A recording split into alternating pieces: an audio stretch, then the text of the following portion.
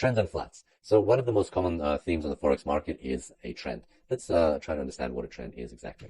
For example, this is how the price has been moving over a certain period of time. Then as you can see here, we can draw a diagonal line underneath the price, which the price seems to be bouncing off. This line is called a support line. It indicates an upward trend. It means that the price is bouncing off upwards of this line and continuing its upward movement. And so what you can expect in a situation like this is that the price will once again come close to the line and bounce off it and keep moving upwards. And that's how you use a support line. So if you notice that the price has bounced off a diagonal line a couple of times in a row, then there is a good chance that it will bounce off the support line one more time, at least one more time. And that's how traders using technical analysis would enter into a buy order.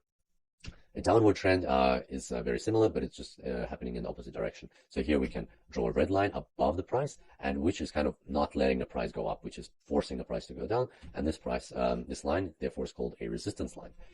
And once again, here you can expect that the price will go towards the line, and there's a high chance that the price will bounce off the line again and continue its movement downwards. So this is called a downward trend, and the line is called the resistance line. And the third type of market is a flat market. In this case, we can't draw a support line or resistance line because the market is kind of flat. It's moving sideways. Some people call the flat market a sideways trend. I kind of try to stay away from that definition because there is actually no trend in the market. So why bother calling it a sideways trend? Finally, in regards to trends, it's always important to check the overall trend on the market. So if the euro dollar is going down, then whatever your other technical analysis suggests, it's always more favorable to trade downwards. If the British pound dollar is going up overall, then you would favor more the signals that tell you to trade upwards. So it's called trading with the trend, and you'll notice that we will be doing that in our live real Forex trading in this course. All right, so we've already talked about support and resistance trend lines. Now we're going to talk about support and resistance levels. So support levels. Let's imagine a situation where we have a downward trend in the market. And in this case, a support level is a horizontal line which is called support level, which represents a barrier for the price. So when we'll find out how to look for support levels in a few minutes, but right now let's see what a support level does to the price. So as the price approaches a support level, traders become hesitant because they don't know what will happen. They don't know whether the price will cross it or whether the price will bounce off and move in the opposite direction. So generally you'll notice a kind of consolidation on the market, and then one of the following three things will happen. Either the price will bounce off the support level and go in the opposite direction, or the price might test the support level a little bit, cross it, and then bounce off and go in the opposite direction. Or the price can actually cross the support level and there'll be a massive impulse in the direction of the trend.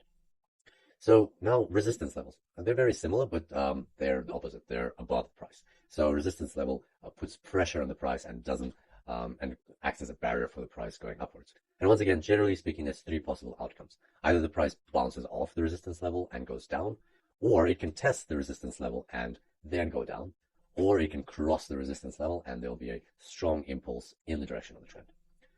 There are two main types of support and resistance levels, and these are historical and psychological. Let's have a look at the historical type first. So historical levels. Looking at this chart, can you identify any horizontal lines that have been tried and tested by the price more than one time? We can see one of those lines right away. It's this horizontal support line, and the price tested this line over here at first, and then it came back to this line here. And so what can we anticipate from the price's future movement? Well, we can anticipate that if the price does go towards this support line, then something will probably happen over there. So, and that's how you establish support and resistance levels, the historical type. You look at what happened in the past and you see that, oh, wait a second, so the price was hesitant to cross this level previously, or there was some sort of consolidation there in the past. So maybe that same thing or something might happen when the price approaches this level. And more often than not, that's exactly what will happen. There will be some sort of abnormal movement when the price gets to this level, and that's what we take advantage of. The second type is psychological levels. So they're a bit different in the sense that the price is just in a trend, and then we identify a level which is very often a round number. So for example, 1.5000. That is a number that plays with the minds of traders, and because they don't know whether the price is going to bounce off it or cross it. Mathematically speaking, there's nothing special about 1.500. It's no different to 1.650. But at the same time, in a consumer's head, in a normal person's head who walks the streets and lives his life, in his head, his home currency being traded at above 1.5 and below 1.5 are two distinct things. So you might not care whether it's 1.6 or 1.7, but he'll remember if it's 1.55 or if it's 1.45, because that kind of difference sits in your head. Or same thing if it's like 2.0. Like you would know if your home currency or somebody's home currency is trading at $2 per unit of the currency or below or above. So it's kind of a strong level because it's a round number, and traders tend to be hesitant when the price approaches this level because they don't know what will happen, whether the price will go down or up. And same thing as with historical levels, something happens. One of the three things that we discussed normally happens over here. So let's have a look at an example from a real chart. Here I've got the British pound dollar weekly chart, and I just took this out of my terminal, so this is fresh as of today, 4th of February 2015. And as you can see, the British pound dollar currency pair is approaching or has approached this blue support line, and guess what it is? It's 1.5000. And let's have a look here closer. So as we discussed, traders don't know what's going to happen, and these kind of round numbers play with their heads. They're anticipating some sort of reaction or action on the market, and generally the price goes into consolidation for a certain period of time. So traders don't know what's going to happen, and here you can see that's exactly what happened. So before the price reached this level, we had 6 weeks in a row we had bearish candles. You see those 6 white candles going down? There were 6 candles in a row, and as soon as the price got to the psychological level, it stopped. We got 2 bullish candles. So the price went in the opposite direction, and that's because it's testing the level. It doesn't know. Nobody knows whether it's going to cross it or whether it's going to bounce off. And so now there's like a balance of power of bears and bulls, and sooner or later one of those 3 things will happen, and we'll see a strong movement afterwards. And in this particular case, you can see that the psychological level is also a historical level. And that's quite common with psychological levels because they tend to be very significant throughout history. So back in January to July 2013, the price tested this psychological level 3 times. And as you can see, it wasn't able to cross it. And that's when a massive impulse happened and the price went upwards and reached somewhere around 1.7 American dollars per British pound. So now it's back here at 1.5000, and everybody's waiting to see what will happen. So to sum up, there are 2 main types of support and resistance lines. These are trend lines, which are diagonal, and these are levels, which are horizontal. And there are 2 types of support and resistance levels: historical levels and psychological levels. And all of them act as barriers for the price. And when the price gets to them, it either bounces off or we see an impulse when the price crosses these levels. We will be talking about the triangle pattern. Now, the triangle pattern is a very powerful yet extremely simple formation in the Forex market, and right now we're going to learn how to use it and make profits with it. So here we've got a chart, a hypothetical chart that's kind of moving sideways, and if we draw a line above and below the chart, we'll see right away that the price is in a triangle formation. And where can it go from here next? Well, it can continue going in the triangle, and more often than not, that's exactly what happens. The price keeps progressing in the triangle. But then there's an issue. There's nowhere to go. The triangle ends. And that's exactly when this happens. The price shoots out. Now, the shootout can go up or down, depends on the situation. The outcome can be different and often, very often, unpredictable.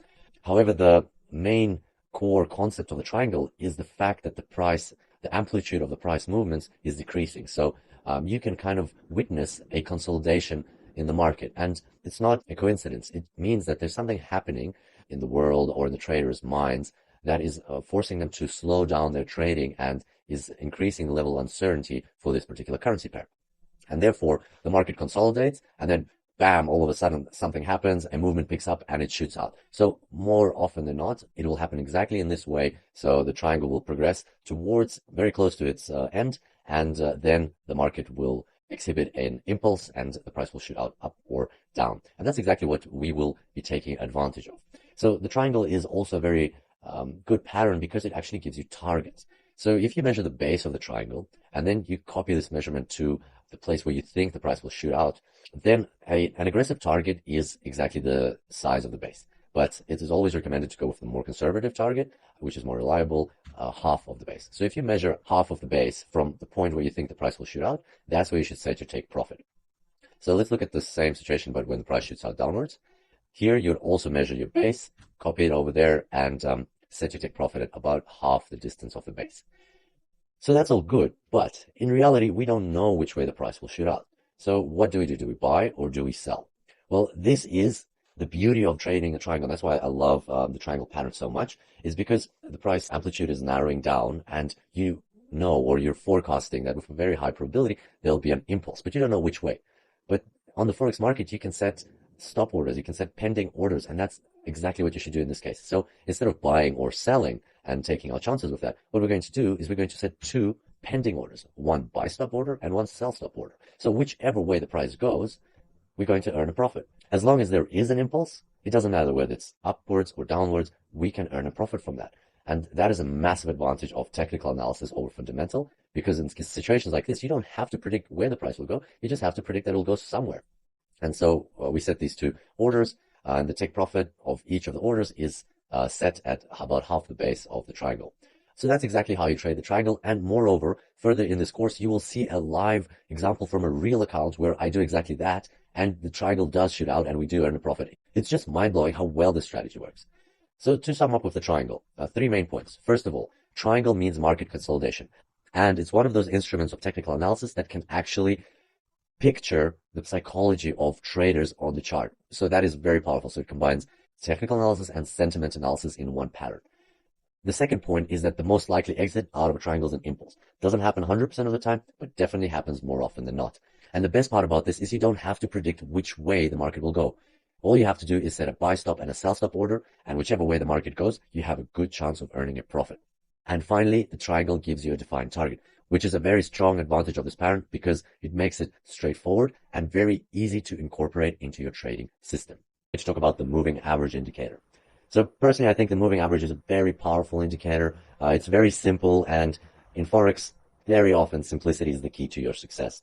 If you overcomplicate things, then you might miss out on the obvious. So today we're going to talk about moving average. We'll see how it's constructed, and then we'll see a few examples of how to use it in trading strategies. And I'll just give you a few more thoughts on this indicator. All right, so similar to what we did in the past tutorial with the average true range indicator, let's have a look at how the moving average is constructed.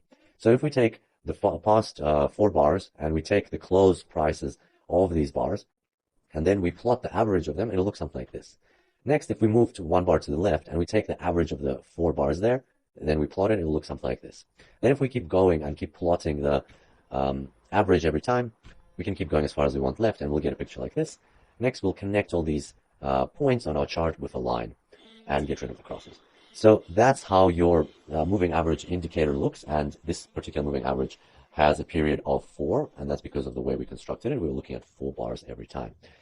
This case is a bit different to the average to range because we don't have to plot this indicator in a separate chart. And you'll notice that on the Forex market and in MetaTrader 4, there are 2 types of indicators. Those that are plotted on the same chart as the price, and those that are plotted in a separate chart. And in this particular instance, we didn't have to plot it separately because the actual range in which the indicator has its values is actually the same of the chart as of the chart. So what we're taking is we're taking the average of the past 4 prices, so it will be somewhere there on the chart. Whereas with the average true range indicator, we were taking the difference of the high and the low. So obviously, if your high is 1.5 and your low is 1.4, then the difference is 0.1. It's not going to be anywhere near the current values on the chart, so it'll be very far down. So you have to kind of plot it on a separate chart. So that's our moving average. Let's have a look at the moving average on a real Forex chart. So that's our euro-dollar hourly time frame chart. And as you can see here, I've plotted the moving average with a period of 48. So in this case, it means that every single value of the moving average represents the average close price for the past 48 bars. And because this is a 1 hourly time frame, 48 means 2 days, so 2 times 24. So it basically means the average close price on the hourly time frame for the past 2 days. And that's how it's been changing. You can see that it went first down, the average, then it started picking up, and then it started going down again.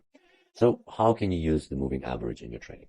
There are several methods of using the moving average, but we'll look at the 2 main ones and the 2 most simple, straightforward, and most frequently used methods. So the first one is using the moving average as a signal generator. Let's have a look at the chart again. Can you see here that when on the left the price crosses the moving average downwards, it keeps going down? So in that case, when the price crosses the moving average down, you would sell, expecting the price to keep going down. And then when the price crossed the moving average upwards, it kept going that way. So you could buy here, expecting that it would keep going that way.